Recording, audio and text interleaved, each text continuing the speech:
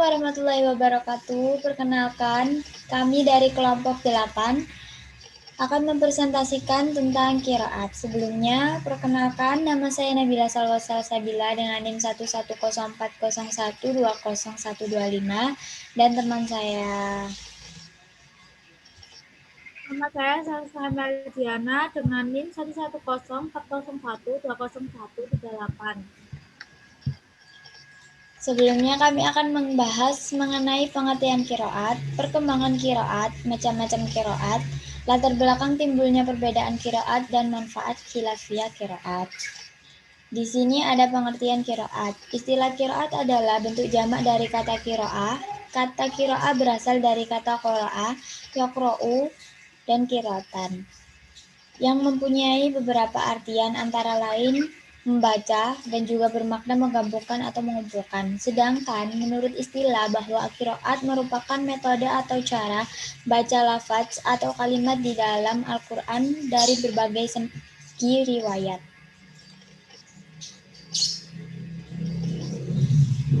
Perkembangan qiraat. Qiraat sudah ada sejak zaman Nabi Muhammad SAW. Hanya saja pada masa itu qiraat terbatas pada sahabat yang secara khusus menekuni bacaan Al-Quran, mengajarkan dan mempelajarinya.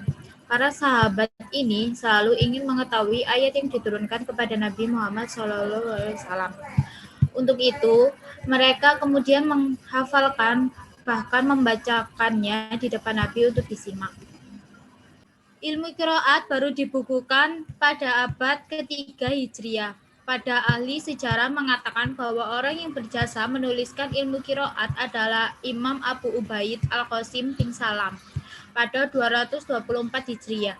Ia menulis yang menghimpun qiraat dari 25 orang perawi dan menamainya dengan kitab qiraat. Menurut Ibnu Jazari, antusiasme para ulama terhadap ilmu qiraat dilatar belakangi oleh maraknya kebohongan yang dilakukan oleh musuh Islam terhadap Al-Quran. Pada saat yang bersamaan, ilmu mengenai Al-Quran dan hadis sudah memiliki banyak cabang. Alasannya adalah berkaitan dengan kaum muslimin yang sangat memerlukan ilmu qiraat sebagai upaya menjaga dan memelihara Al-Quran dari perubahan dan pemutarbalikan yang dilakukan musuh-musuh Islam.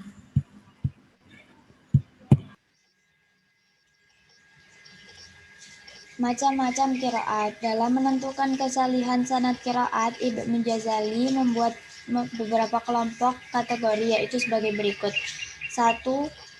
Qiraat mutawatir, yakni qiraah yang diriwayatkan oleh sejumlah rawi yang banyak dan juga periwayat yang banyak pula, sehingga tidak mungkin mereka sepakat untuk berdusta. Qiraah sab'ah menurut jumhur ulama termasuk qiraah yang mutawatir.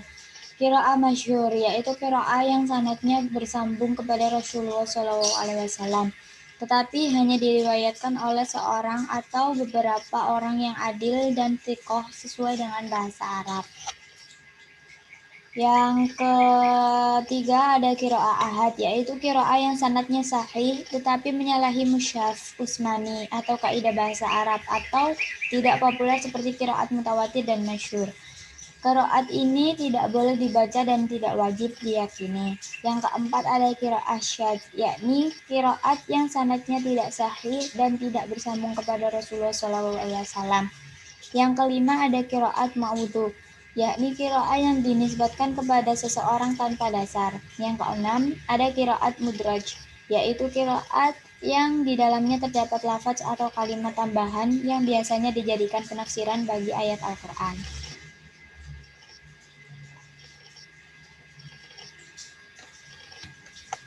Latar belakang timbulnya perbedaan qiraat. Ada beberapa macam mazhab dalam ilmu qiraat, sedangkan mazhab qiraat yang sangat populer adalah qiraat sab'ah, qiraat asyarah, juga qiraat arba'ah asyarah. Terjadinya perbedaan mazhab qiraat ini disebabkan oleh perbedaan intelektual serta kesempatan masing-masing sahabat dalam mengetahui dan membaca Al-Quran. Faktor lain menyebabkan terjadinya perbedaan dalam membaca Al-Quran adalah hal tulisan. Keadaan tersebut menyebabkan banyaknya para sahabat yang mengajar Al-Quran menyebarkan ke berbagai daerah.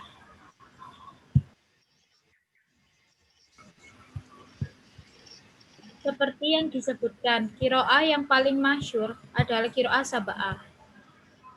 Disebut qiraah sab'ah karena merujuk kepada 7 imam yang sangat masyhur. Ketujuh imam tersebut adalah sebagai berikut. 1. Abu Ma'bad Muhammad Abdullah bin Katsir bin Umar bin Kadin Al-Dari Al-Maki 45 sampai 120 Hijriah, dikenal dengan nama Ibnu Katsir dari Mekah. 2. Abu Nuaim Na'fi bin Abdurrahman bin Abu Nuaim Al-Qaitsi 70 sampai 169 Hijriah, dikenal dengan Imam Na'fi dari Isyafahan. Ketiga, Imam Ashim bin Abi Nujub bin Bahdalah Al-Asadi Kufi pada 127 Hijriah. Nomor 4, Abu Imrah Hamzah bin Habib Az-Zahyat Al-Fahdi At-Tahmi dari Kufah pada 156 hingga 216 Hijriah. Nomor 5, Abu Hasan bin Hamzah bin Abdullah bin Fairuz Al-Farizi Al-Kuzayyan Nahwi dari Kufah 119 sampai 189 Hijriah. 6. Abu An Zabban bin Al-A'la bin Ammar dari Barzah pada 70 sampai 154 Hijriah.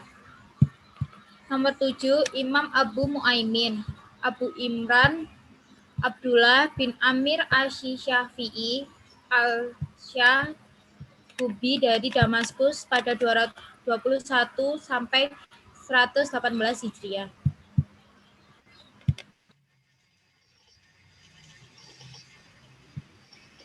Sedangkan qiraat asyara merupakan qiraat yang merujuk pada 10 imam.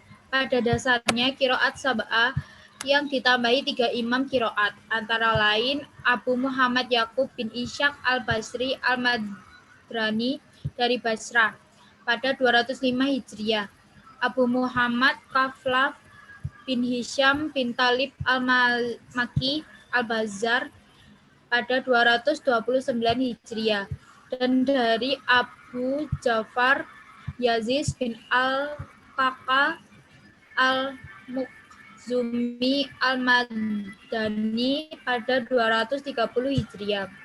Qiraat muzur lainnya adalah qiraat arba'ah asyarah, yakni qiraat yang merujuk pada 14 imam atau qiraat 10 yang ditambah 4 imam. Mereka adalah Imam Hasan Al-Basri, Imam Ibnu Mahisi, Imam Yahya Al-Yazidi, dan Imam Asy-Syabudzi. Kemudian ada manfaat khilafiyah qiraat. Di atas bermacam-macam qiraat seperti yang telah disebutkan di atas yang mempunyai berbagai manfaat, yaitu 1. Tetap terjaganya kitab Allah dari perubahan dan penyimpangan. Yang kedua, meringankan dan memudahkan qiraat. Yang ketiga, menunjukkan kemujizatan Al-Quran. Yang keempat, menjelaskan ayat yang masih mujmal. Sekian presentasi dari kelompok kami, kurang lebihnya mohon dimaafkan. Wassalamualaikum warahmatullahi wabarakatuh.